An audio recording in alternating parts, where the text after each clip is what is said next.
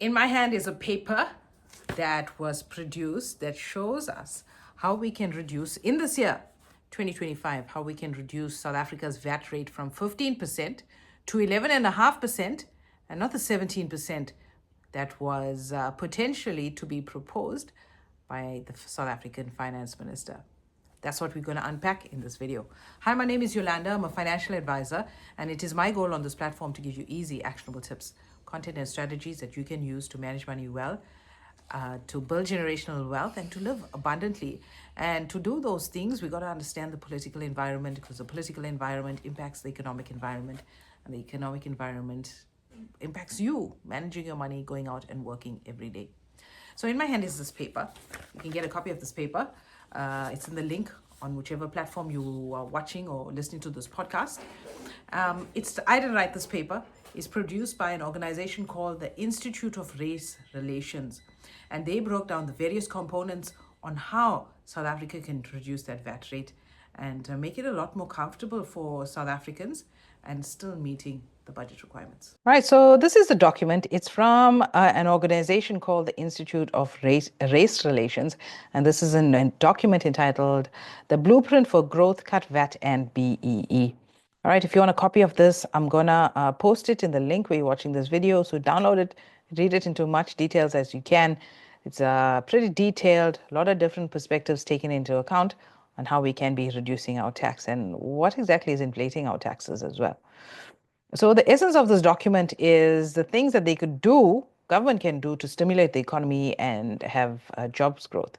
And when I was reading this document, it spoke and it drew comparisons to the stuff that's been happening in Argentina right now, right? And they drew the comparison that we can't make those same cuts. We can't do it here because we don't have an inflation problem. We have a lack of jobs problem. Whereas Argentina, they had a serious had a serious inflation problem, and they didn't have an unemployment crisis. So when Argentina, they cut the jobs, particularly in their bloated government, we saw inflation go down and unemployment go up. So we don't have that in South Africa currently. All right, I want you to go and read this. It's a diagram that's based on a talk by Francis Fukuyama that happened at Wits University in 2019. And it speaks to the various ideologies. For example, if you're a free market person, you're thinking less tax is great because it will lead to a more effective government. If you're more left-leaning, you're like, hey, you want more taxes? All right, and the more taxes will allow us to have more effective government. But in reality, this paper is going to show you that more taxes actually gave us a less effective government. All right, so it just goes down to break down these squares. It's such a really nice thing. But let's look at the value for money principle that's spoken about in this document. The underlying principle is that it is good to get more value for money, which is great. I mean, we want 1,000 Rand. If you take 1,000 Rand and walk out of Checkers with a trolley full of groceries, great. But in most cases, 1,000 Rand, we're getting a basket full of groceries. So that's not good value for money. We want to walk out with that trolley. All right. So the underlying principle is that it is good to get value for money because resources are scarce. So that getting more for less in a particular purchase or exchange means that more resources are left over to allow for other productive activities. For example, if I'm spending less on groceries but getting the same value amount, now I have more to put away to my tax reinvestment or my retirement savings. Right? That's good value for money. So returning to the example of public schools, they spoke about public schools. If a state could provide more public schools at a higher quality and a lower cost, then it would be doubly good. It would be good for all those who benefit from improved education. It will also be good for whatever saves money due to the decrease in cost. If those savings are manifest by a tax cut, then that means taxpayers benefit, being able to spend more on other things. Bottom line is the less you spend on taxes, the more money you have in your pocket that you can spend. Ideally, you want to be wise and put that money to work in investments. You don't want to be consuming all of that, but it's your right to do so. The obverse is the decrease in the value of money, which is doubtedly bad. Using the same example of public schools, if the quality and quantity of public schooling goes down, then it is bad for students and society as large. And we're living that reality right now, where we have, what is it? I think about 70 to 80% of the education budget just going on salaries, bureaucracy salaries, even worse, not even teacher salaries. Right? It's bad for the students and it's bad for society because more money is being spent. It's not being spent on the front line because of the decrease in education outcomes. To make matters worse, if this decrease in government effectiveness, comes alongside an increase in government cost, then it means that there are less resources left to buy other goods and services. And that's the state that we're in now with the whole VAT drama that happened. If it is reflected that through a tax raise, then all taxpayers are doubly harmed by increased cost and by living in a society with decreased education outcomes. We live in this reality, guys. So while left-wingers and right-wingers might disagree on the gray zones of the Fukuyama matrix, the value of money principle is strong, that almost everybody agrees that it is bad to get less effective government for the greater cost. And with a 2% increase that they were apparently proposing, and I don't know what were they thinking to think that there would be no opera in South Africa across all spectrums about this kind of insanity. I think this is my favorite graph. Okay, it's the government effectiveness measured from 1996 to the year 2000. And you can see effectiveness in government dropping 2022. Look at that, 49, right? And the revenue that they're collecting is just upward and upward. I mean, we have record collections on taxes in South Africa. But what are we getting for that as taxpayers? Okay, this is the government expense segment. In the previous version of this report, titled Slash Waste and Cut Taxes, focused more on government expenses and government revenue. But that is because expenses determined what must be taxed, either immediately or later, or what must be paid through inflation. The picture is even more dramatic if government expenses increase while government effectiveness decreases over time. It's also worth noting that while there has been a come down from the lockdown COVID-19 spike, spending is still significantly above the 2019 levels at 28.9% of the GDP, using the measure from the Reserve Bank. The government expense is literally exploding. And again, a lot of that expenses is just going to pay salaries, bloated public service, and not even frontline, like teachers, nurses, other medical staff in there. But I think this is my favorite. All right, it's called the fiscal multiplier. The previous slash and waste tax cuts report focused extensively on the fiscal multiplier evaluation by Theo Janse van Rensburg, Sean De Jager, and Konstantin Makrolov, published by the Reserve Bank as a working paper. So what's this graph in front of you? Is my favorite one. It's called the fiscal multiplier. So the fiscal multiplier is a measure of impact of government fiscal expenditure. So typically a fiscal multiplier above 1 is great. That's what we're looking for, since it means that for every 1 rand spent on the margins, more than 1 rand of GDP is added. So that's great. That's where we want to be.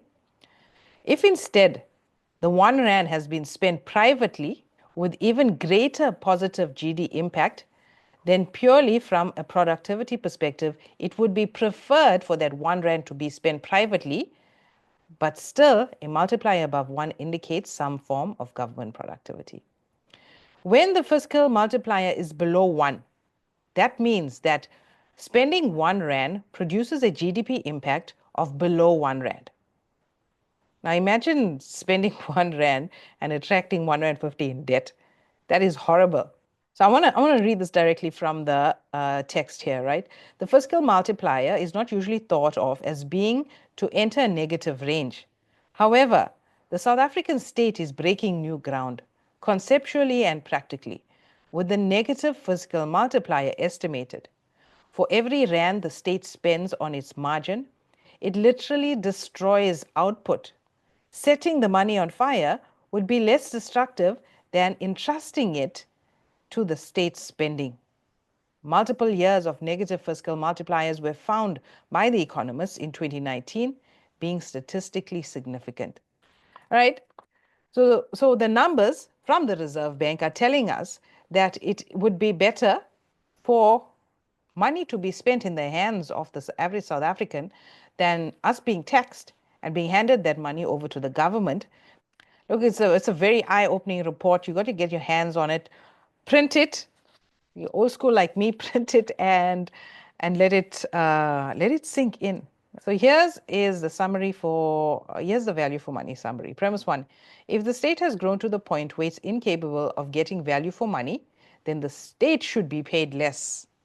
I'm one for that. Premise 2: if the state has grown to the point where it is incapable of getting value for money. Yeah, we're at both these states actually. The conclusion follows as a matter of logical necessity from the truth of these premises. Conclusion: the state should be paid less, taxes should be cut. It is a fact that the South African state is incapable of getting value for money at this size, at this time. This is shown by both fiscal multipliers and tide scores, where South Africa is the worst in the world. Since there is limited resources, this ongoing failure to get value for money is perpetuating economic stagnancy and poverty. The conclusion to cut tax follows logically from the truth of premise 1 and premise 2. And the report goes on to talk about VAT, and VAT is a hot topic this week. The government is giving us some hard pills to swallow.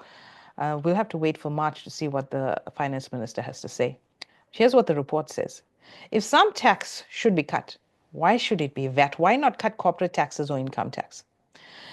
VAT is a regressive tax, meaning it falls disproportionately heavily on the poor compared to the rich. Some people make the mistake of thinking that zero rating makes VAT overall progressive. Unfortunately, there's no good data available to back this up. So here's a nice little graph. It shows the impact of zero-rated products on the various quintiles, income-wise, with the first quintile being the poorest, going down to the fifth quintile, the richest. All right, so mealie meal makes the biggest impact on the poorest in South Africa. All right, and we can see there's massive discrepancies. Cooking oil, the VAT rating on the zero VAT rating on the cooking oil makes the biggest impact on the rich. Same with fresh milk, sour milk, eggs as well. Eggs makes a bigger impact. Zero-rated eggs makes a bigger impact on the rich. Apples and bananas make zero impact on the poor, most impact on the rich. Okay, lots of work has gone into this, so get your hands on this. This graph shows us the benefit of 100 billion VAT cut, a reduction from 15% to 11%. Who feels it the most? And where the savings happen the most? It's the rich that feel it the most. Cut VAT and the rich feel it the most. Because obviously consumption is a lot higher here than it is there. And VAT is a consumptive tax. This is very nice. I like this. So the Social Research Foundation gave respondents the following prompt. A future coalition government reduces tax rates and instead focuses on creating an environment where large and small businesses can more easily invest and create jobs. Or a future coalition government increases taxes to South Africans so that it can increase the money available for the government to spend on service delivery. 2/3 strongly agreed with the first statement. 8.1% agreed with the first statement. So together that means 73.9% agree that if taxes must go up or down, they had better go down. Furthermore, the breakdown by race was roughly even, with 68% of black respondents preferred reduced taxes. Majority, 60% of ANC supporters preferred reduced taxes. 86% of DA supporters preferred reduced taxes. 77% of IFP supporters preferred to reduce taxes. However, neither the ANC, the DA, or the IFP 2024 election manifesto included any serious reduction for taxes in South Africa. And that's a big chunk of the GNU right there. And I think the main thing that's going to help South Africa lower that VAT rate is BEE premiums. So go and download this thing, read it in detail.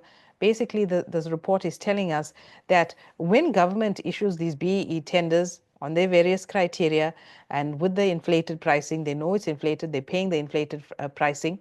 This leads to less effective government because they're taking their same budget and knowingly paying bloated prices for whatever product or service that is. The money is just passed down. I don't know if it's passed down through the value chain or sitting in somebody's pockets, all right? But that money is not being utilized. If we can have a more fair, more transparent way of issuing government tenders and for it to be more price related and competitive with pricing, there's more money left in the tank or in the public purse to spend on infrastructure projects that will allow South Africa better infrastructure, better environment for businesses to grow. But instead, government is paying these bloated BEE premiums knowingly and willingly, and it's part of legislation, and they're pushing more legislation in that way, making government less effective and demanding more taxes from South Africans, when South Africans of all races and all political affiliations have said they prefer less taxes. So in October 2024, 604 randomly selected Institute of Race Relations survey respondents were given this prompt. The government spends over R1 trillion per year buying goods and services. How should it decide who to buy from? Respondents were asked to choose from the following options. The government should buy on value for money basis, making sure to buy the best product from any company at the best price without overpaying. 2, the government should buy on value for money basis, making sure to buy the best product at the best price. If the two companies are tied, the black-owned company should get the contract. 3, the government should buy more from black-owned companies, even if it means paying more and getting less value for the same money. Here's the demographically weighted answer. 47.9% chose 1, 22.8% chose 2, 23.7% chose 3. This means that 70.7% chose value for money as a priority, reducing BEE premiums to 0. Furthermore, focusing on black respondents, 36% chose option 1, 28% chose option 2, and 30% chose option 3. This means that 64% chose value for money as a first priority, reducing BEE premiums to 0. Here's some other research for you. In April 2024, the Social Research Foundation did a survey of the South African public opinion on BEE. Respondents were asked the following 2 statements to indicate their preference. A future coalition government makes race-based procurement rules stricter so that only black-owned companies can win government tenders. A future coalition government gets rid of race-based procurement policies in the public service so that all tenders are issued only on merit. Unfortunately, this question does not include the reality as one of the alternative options. The IRR survey offers people the chance to respond to the current and future policy situation in South Africa, where the state pays more for public procurement due to BEE, but where some white companies still win tenders, and allow that to be the contrast with would-be alternatives. So here are the results. 63% of respondents prefer value for money as expressed by the second option above, and 24.6% preferred black-owned only system as described above. Furthermore, 55% of black respondents prefer the value for money option, and 32% prefer the black-owned option only. Nobody really knows the cost of BEE premiums on the South African fiscus. But the reality is, if we want a more efficient South Africa, we have to be paying low taxes, particularly with VAT. And here is a plan on paper to make sure that happens. Go and download the report, read it, decide for yourself, share the report with friends and family. If you agree with the report, send Minister Enoch Godongwana a tweet, send him an email, and let him know that, listen, we need to reduce our taxes.